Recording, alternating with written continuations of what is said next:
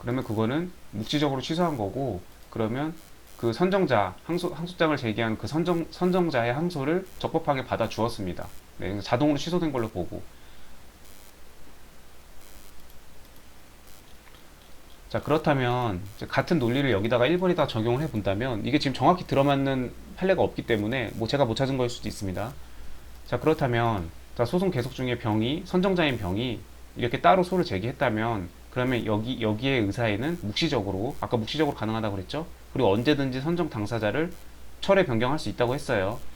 그러면 선정자 병이 이렇게 만약에 따로 소를 제기를 했다면은 이거는 갑에 대한 선정 당사자로서 아까 선정을 해줬는데 그래서 소를 지금 계속 중이었지만 이거는 선정 당사자를 그럼 취소하고 그냥 이제 내가 소송을 할란다 이렇게 해서 병의 어떤 소권을 적법하게 인정을 해주고 법원이 이걸 따로 판단을 할 수 있다.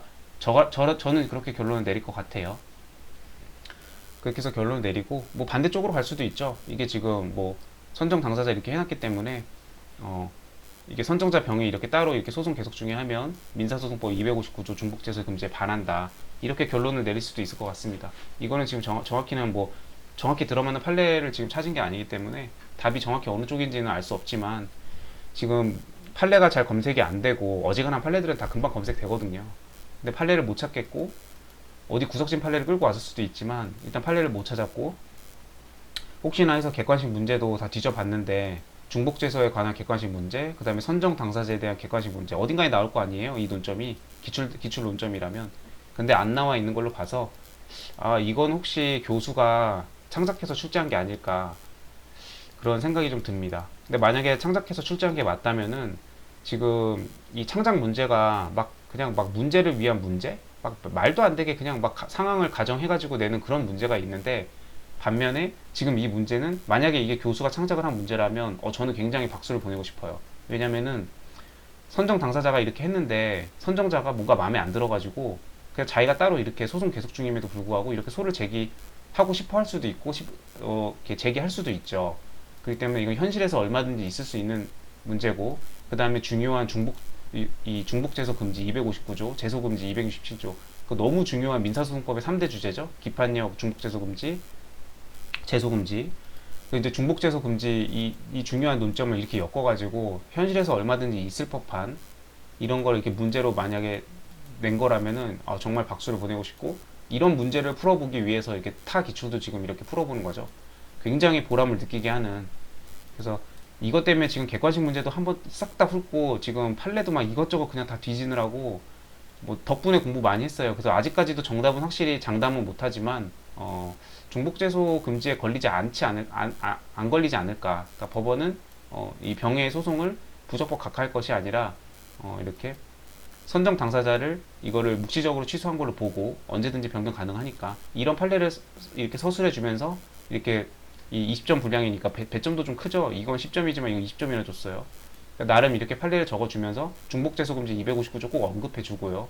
그래서 그렇게 중복제소에 해당할 수도 있지만 나는 이렇게 생각한다. 왜냐면 이런 판례가 있는데 이렇게 해서 항소를 제기했던 사안인데 이때 법원이 그러면 선정 당사자 취소하고 항소를 적법하게 받아준 그런 판례가 있다. 그렇다면은 이것도 중복제소라고 해가지고 부적법 각하할 것이 아니라 병의 소를 선정 당사자를 취소한 걸로 보아서 이렇게 적법하게 실제 판결에 들어가면 본안 심리에 들어가면 되지 않을까 나는 생각한다 이렇게 적어주면 설령 교수가 의도한 답이 혹은 아니면 구석진 판례가 있어가지고 이거의 정답이 이거는 소송 계속 중이어가지고 중복제소에 해당하는 사안이어서 이거는 부적법 각하해야 되는 사안이어서 정답이 틀렸다고 하더라도 네 제가 누누이 얘기하죠. 점수 방어를 해야 된다고. 모르는 주제가 나와도 내가 공부한 것과 법 조문과 그 다음에 이게 기본적으로 중복제소 금지에 대한 논점이라는 거는 추출할 수가 있잖아요. 지금 소송 계속 중에 이렇게 했으면은 지금 소송이 중복되잖아요. 지금 같은 정을 피고로 지금 똑같은 교통사고 손해배상 청구 소송을 하는 건데 셋이서 갑을병이 같이 했다가 갑을 대표로 해가지고 근데 여기서 병이 따로 나와가지고 병이 따로 한대요. 그러면 이게 중복제소에 해당하는지 안 하는지 그거 물어보는 거잖아요. 결론은 비록 모를망정. 그러니까 그런 논점들만 추출해서 조문 적시해주고 이런 게 있다.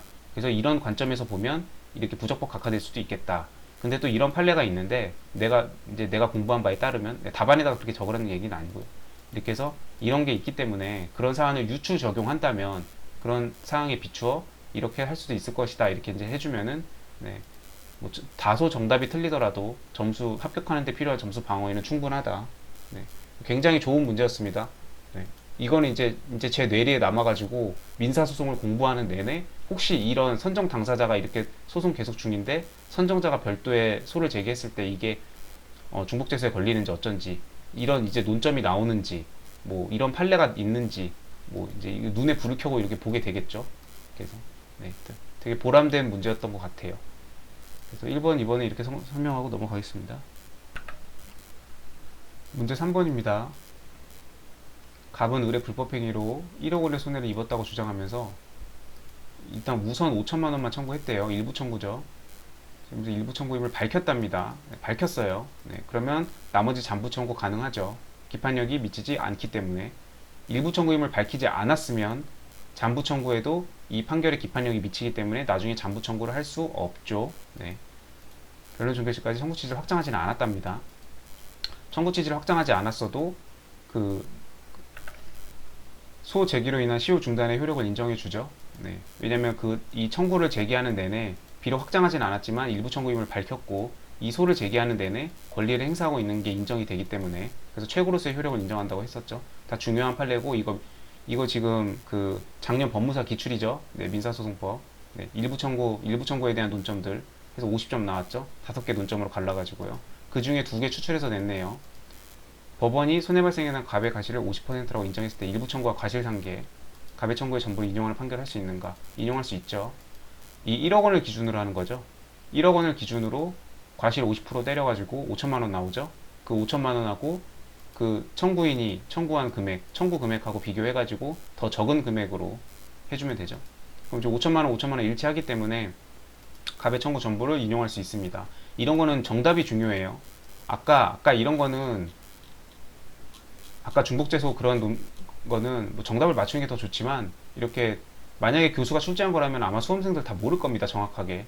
그런 경우에는 이제 법리를 이렇게 얼마나 설치를 해주는지 조문과 판례를 들어서 네가 얼마나 공부했는지 한번 써봐. 그런 느낌이죠.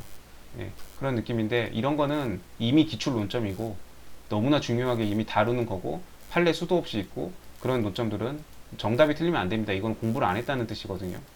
잘못 알고 있다는 뜻이기 때문에 이런 거는 그냥 정답 틀렸다 15점 그냥 통으로 날아가는 겁니다. 그냥 밑에 볼 것도 없죠. 이게 정답이 이게 5천만 원이 돼야 된다고 그랬는데 만약에 이거를 일부 인용이라고 쓴 답안이 있다면 이거는 분명 여기 5천만 원에다 했을 거거든요.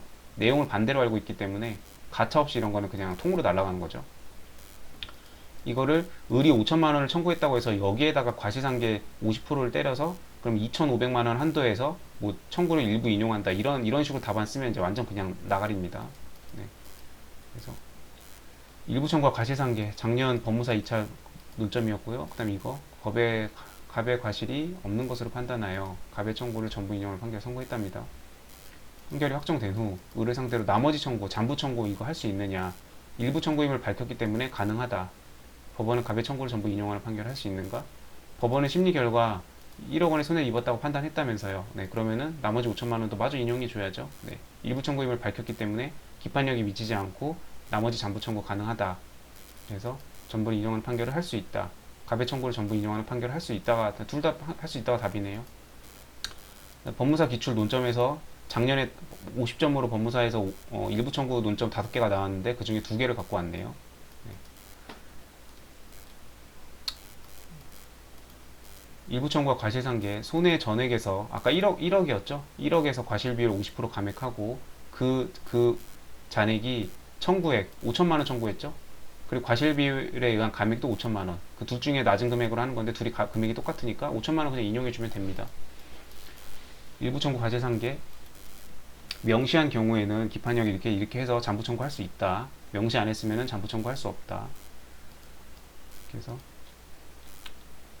민사소송은 뭐 이거는 뭐 기출이기 때문에 당연히 잘 정답 맞추고 알아야 되는 거였고요.